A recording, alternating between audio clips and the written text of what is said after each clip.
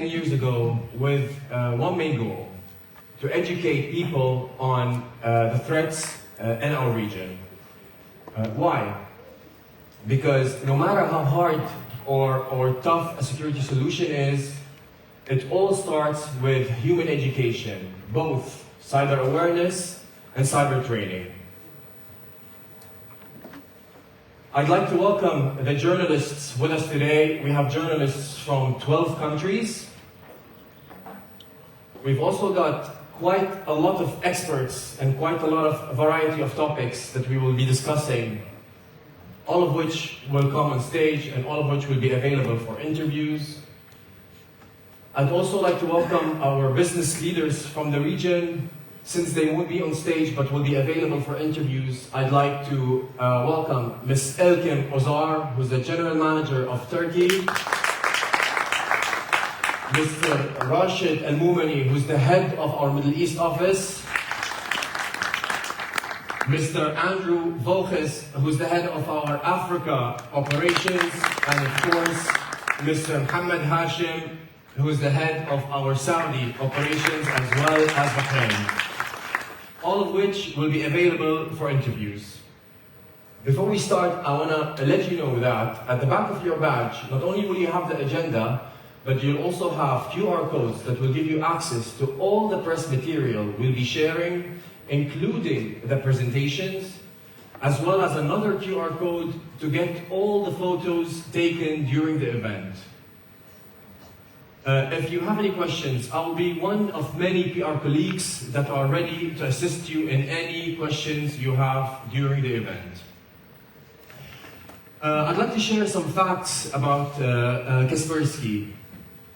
We have more than 400 million users that are being protected by Kaspersky. Without delving into the numbers, I just want to say that every year we compile and add these numbers. I see them rising and rising. This is a tribute to the hard work that is put by the brand, but also by the hard work that you guys give us and all the exposure that you guys give us. So I'd really genuinely like to thank you for all the hard work that you put on promoting our brand. Innovation is at the heart of Kaspersky. It's actually one of our main pillars. We are a company with almost 1,500 patents around the world. We've got patents in the US, China, Europe, and so on. We are truly a global company. In 1 year, we stop more than 7 billion cyber threats. It's almost a threat a person in this world. We've done a variety of external testings over the past 10 years, and specific around more than 800 tests where we scored the first place in 587, more than any other security vendor in the world. We scored the top 3 ranking in 83% of these tests. We operate in 200 regions, and we have representatives in 65 countries around the world. We have many collaborations, both local and international.